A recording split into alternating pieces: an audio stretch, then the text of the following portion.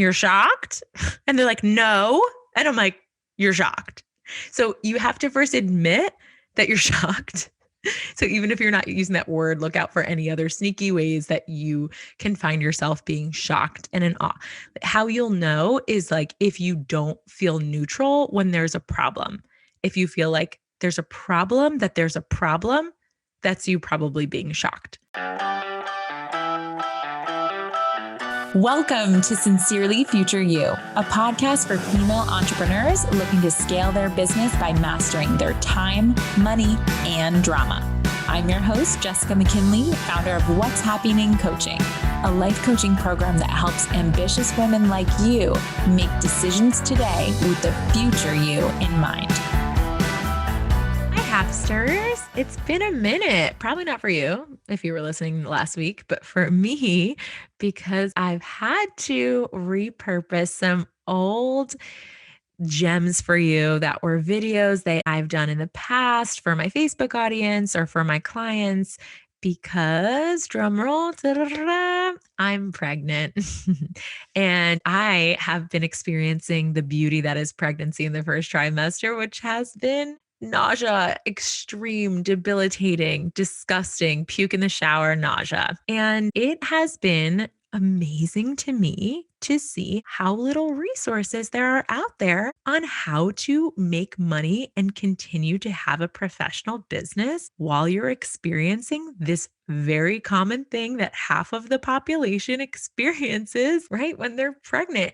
It is mind-blowing. Why are there no resources or topics or people talking about how difficult it is, just for some solidarity, but B, what are we supposed to do? How are we supposed to feel? Are we really just supposed to suffer in silence? So believe you me, all of this is going to be coming up on the podcast. I'm going to dig in and really talk to, for those of you who have either been pregnant before your business or during your business, or you're pregnant right now listening to this. I think that just there's not enough people out there talking about this. And there's so many things that we can do to remove this fallacy that we have to put our business on hold, or we have to either choose between having a baby and, growing our business. So I can't wait to talk to you, all of you guys, about that. But yay for the happy news. Happy if you're watching this YouTube video. It says on my sweatshirt today. But yeah, I've been feeling just so terrible for these last however many weeks. And my team has been running the podcast for me. Thank God. But I am back and I'm feeling just a little bit of relief that has allowed me to talk about something new that has been trending in my client calls this week, and that is being shocked. But before we get to this really weird sounding topic that is, I promise you, something that you've been experiencing, we got to shout out the Hafster of the week because they're always here. Okay, so the Hafster of the week is Sabrina. Sabrina is making room for those emotions that fuel growth. And they're not the emotions you think. Embarrassment, judgment, flawed imperfection, nervous, disappointed. And she's making room for those, not just because they sound so lovely, but because that is how she can find the thoughts that are keeping her where she is in her life and in her business. Too many clients come to me wanting to get an A+ in coaching. It's like we're trained since the time that we're younger on how to be a good student. So it's kind of how we show up when we hire someone. We're like, okay, there's a program. I want to be a really good student. And coaching is not like school. It's almost like anti-school. What you do right and what you already prove to know doesn't actually help you. It's what you're willing to have been wrong about that cracks you open and takes you to the next level. And not in a self-deprecating way, but in a, oh my God, this is what I've been missing. I can't wait to see what's available to me now that I apply this kind of way. So Sabrina uses the journal feature of the Hafster portal that everybody has access to once they come on as a coaching client. And with the journal feature, you can either just download your thoughts or use it as a way to like show the progress that you're making on whatever tool we're working on. And you can click to either have it so that I can view it or not. She always makes it so that I can view it, which I love because it's like bonus coaching. I always know where she's at because she has so many touch points with me in between our sessions. Now, sometimes I have the availability to respond directly to her in the moment. Sometimes I just know exactly where to pick up in our session, but she's not trying to be impressive or a good student there. We can pick up on and bring awareness to the tiny but crucial daily thoughts that are standing in between her 10K months and the goal that she has of 30K months, right? Really, really great work, Sabrina. And I needed to shout her out as the Hapster of the week. And for the Hapsters that are listening to this that don't use this feature, go and write yourself a journal. And I can't wait to give you some bonus coaching. Okay, let's talk about the emotion that's trending in the Hapsters right now that keeps us out of access to the favorite part of my brain, our CEO brain. And that emotion is shocked. I say it so dramatically because that's how my clients come to me, like so dramatically shocked at how the world just seems to be different from what they think it should be. It's like they'll come to me and they'll be like, "What's wrong with this client? It's written in my contract. Can't they read?" Or, "I'm just shocked. I explained this to my employees twice and it's still happening." Or my personal favorite, "How can someone be so insert synonym for bonehead here? Dumb, rude, idiotic, thick. Why don't they get it?" Let's do some basic model work here. And for those of you who this is your first podcast that you're listening to, the model is that your circumstances trigger your thoughts create your feelings drive your actions, and your actions create your results. This is the way that the world works, and separating these things out in any situation just helps us know what's true. Okay. So here's the facts of this type of situation here. The fact is, someone, whether it's a client or an employee, your partner, your team, doesn't matter, doesn't get it. It being something that you think is painfully obvious, right? Your thought about this fact is, this is clear. It's obvious. It's explicit in my contract. It's something we've talked about already. Or even it's common sense. That's like actually a really poisonous thought, common sense. I've never had someone be like, "Oh, it's common sense." And the other person being like, "Oh, it's common sense. Now I get it." Like, no, okay. Just because you believe or you think that other people believe it doesn't help this one person who doesn't get it, right? So when you're thinking that thought that it is already clear and obvious, when the fact is it's not clear and obvious to the other person, you create the feeling of shocked that they just aren't behaving accordingly, or that they continue to ask a question. And the action that you take when you're feeling shocked is literally nothing. When you're feeling shocked, you prevent yourself from making forward progress towards a solution in your business. And solutions are what the CEO brain are all about. We are idea machines. We come up with ways to make things clearer, better, to connect with our clients, with our customers, with our team, with our people, right? We want to connect. Shock keeps us from connecting. It puts another barrier there. Okay. So common actions are, when we're feeling shocked, to do nothing, or in my case of my clients, to reinforce their story about how it's so clear and that their clients or whoever else is they're interacting with is just mysteriously an idiot. And like they're the only one on earth who wouldn't get this, right? And then or another action is not. So in the A line of the model, it's either what you do or what you don't do when you're feeling something. So things that you don't do is you don't acknowledge or accept the reality that there is a breakdown that needs a solution. You can't even get there to solve for it yet because you're too busy thinking that there shouldn't be a breakdown to just accept that there is, right?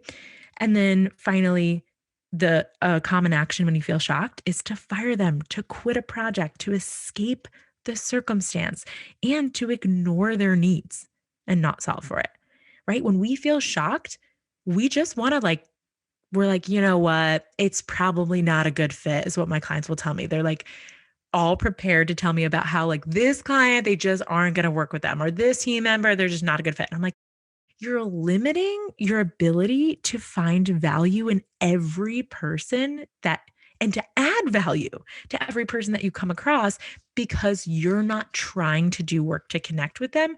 You're staying stuck in your belief that the world should be different than it is, as in that they should get it when they don't. Okay, so we do have solutions for you. You're in luck. We have 4 solutions to when you find yourself in shock. But step 1 to even solving this has to be you have to notice that you're shocked. So I say shocked, but now my clients who I've point this out, like, don't be shocked. Let's stop being shocked. Waste of time being shocked.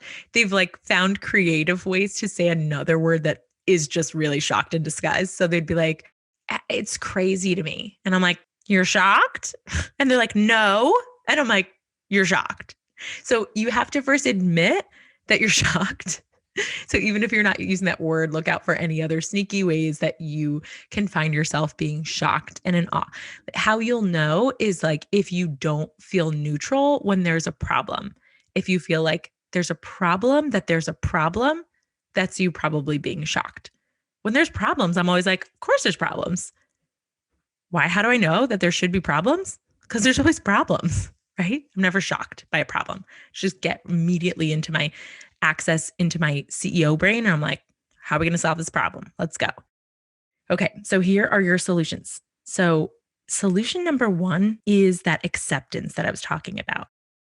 Them not getting it is a fact. And that doesn't mean anything has gone wrong in the world. It simply means that there's a breakdown in communication, or that a policy needs to be refined or made clearer, or that you need to reinforce the shared goal that you have between you and your client or you and your team, or you need to enforce a boundary maybe. But I would say that as the very last resort, because I think all of you guys who are busy being shocked are going to think, yes, I need to enforce a boundary and I need to like remove myself from this person, right? First, we want to get into acceptance, and you have to actually really try to want to understand, which you can't do unless you acknowledge that they just don't get it. And there's no problem with them not getting it. Okay. But when we make it a problem that there is a problem, we put an extra obstacle between us and a solution. Being shocked makes us inefficient CEOs and keeps us in emotional childhood. And I'm never going to let my clients stay in that place. So if I see you being shocked, we're going to call it out and we're going to go through these 4 solutions, right? Number 1, acceptance. Number 2 is clean separation. What I mean by this is separation between your model and theirs. What are the things that you can control and what do you care about here? What are the things that aren't really your business, right?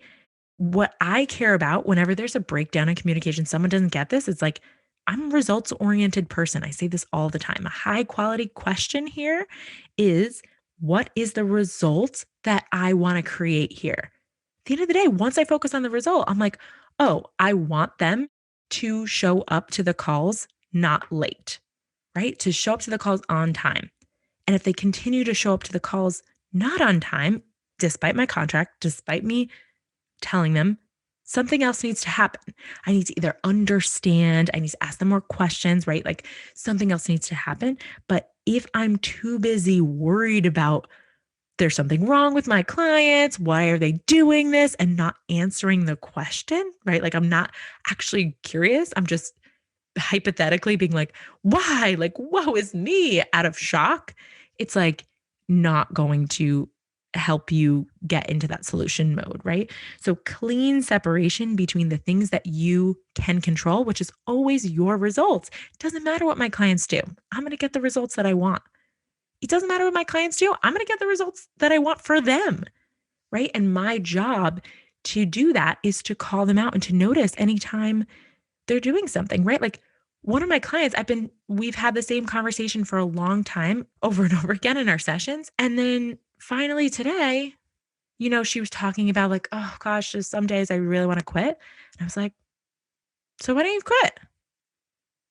What's stopping you, right? And because I wasn't busy being shocked that she continues to put quitting back on the table when we've talked about all of the things that quitting, in her words, would actually bring her that she doesn't want, she continues to say it. I'm never shocked. I'm like, well, clearly we need to go about this in a different way. So finally, instead of trying to show her all the reasons not to quit, I was like, let's go down this road. Let's quit. Let's quit today. Let's have this be your last session and you quit your business and all the things, right? And it was so much more valuable to her than the ways that we'd been approaching it in the past. And I would not have been able to access that level of coaching had I been too busy being shocked that she continues to think to not get the one type of coaching that I was giving her, right? It's not a problem ever if someone doesn't get it the one way that I say it, or the second way that I say it, or the third way that I say it until I die. I don't care. It's not a problem. My job is to just find a solution, find a new way. Okay. So I cleanly separate what is the result that we want to do and what can I control. The third part is responsibility. So you need to be responsible for your own result. When you're in shock, you are blaming. You are putting the responsibility of getting the result that you want on the other person, right? You're telling them that, oh, like if only you weren't an idiot, we'd be on the same page and then you'd get the results that you want. And I'd, wouldn't have to waste my breath anymore. And then you're not taking responsibility at all. And that again removes you from your CEO brain. You are just in a childish, immature brain where you have no power because you've given it all to this person instead of looking again for a solution. So we have acceptance. Then we have the clean separation between the things that you can control, all the things in your model, your thoughts, your feelings, your actions, your results, and then your responsibility. At your core, you need to believe that your results are your responsibility. And there's nothing, not even confusion, that this other person can do that will prevent you from getting the results that you want to get.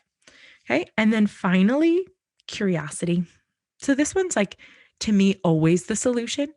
But if you're not actually curious about why they don't get it, you will stay in shock, right? And if you're too busy being shocked, you're like not curious about what's happening. It's like when I in politics, it's why I feel like I'm the only person ever in my family who's been able to like meet somewhere in the middle between the liberal part of my family and the conservative part of my family. There's some extreme people on both sides of my family. It's because I sincerely want to know why people believe what they believe. Like sincerely, like I want to get it. Like I want to be like, yes, okay, I get it.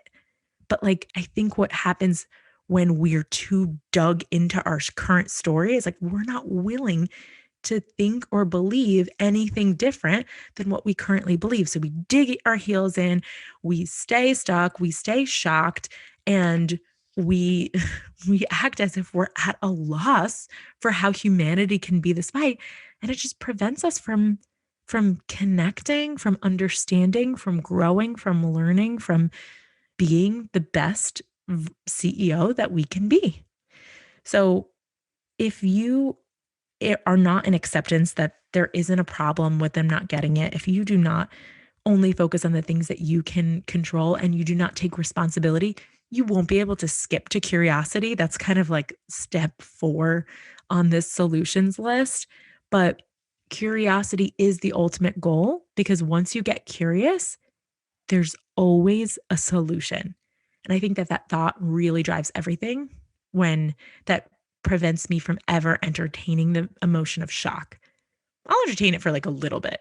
Like I think sometimes I'm like now that I'm pregnant, right? People will just say the craziest things to you. You're like, really? Are you that stupid that you would say something to me like that when I'm pregnant? It's like what goes on in people's brain. But then I go, okay, maybe this person's either never been pregnant before, or they're not realizing how what they're saying is sounding, or they may have some experience that I'm able to like go in and come up with some potential reasons. And then immediately I'm like, okay, it's not even a problem that they said this. I'm not going to make it mean anything. I don't have to agree with them. I could just be like, okay, cool. We don't allow what other people do or say or think, or even if they question us until the end of time, we don't make that mean that they have control over how we feel. Nobody can make you feel shocked. You're feeling shocked when you're denying the reality of the world. Okay. So we're going to get an acceptance. We're going to stop being children in our own business, and we're going to stop being shocked so that we can start being solution oriented. Okay. And this is just in time for you to set some really big goals for the year. And it'll be really important for you in January when some things just don't turn out the way that you want in your plan towards your big goal. Don't be shocked. Just get right down to that solution part. Okay, Hapsters, have a beautiful weekend. And if you haven't yet, make sure you set up your discovery call with me this week for coaching. If you've just been listening to this, you know that I've been talking about it, but I am transitioning from one-on-one to full group coaching. And I would love the opportunity to work with you in this capacity before I switch over. Both are going to be really, really amazing, but I think that it would be amazing for you to get this access that will soon be going away to have an actual one-on-one consultation with me, which is free. You can find that directly on my Instagram, at What's Happening WJess, or on my website at what'shappening.com. That's happy with a Y. All right, beautiful people, have a beautiful weekend. Hey, Hafsters. If you want to learn more about today's topic, head over to what'shappening.com/podcast. That's What's Happening, What'shappening.com/podcast. If you're a business owner and you're resonating with what we talk about here, what are you even doing? Come hang out with me over where the party's at on Instagram at What's Happening WJess. Again, that's happy, HAPPYNING, and book a discovery call to see if coaching is your next best step.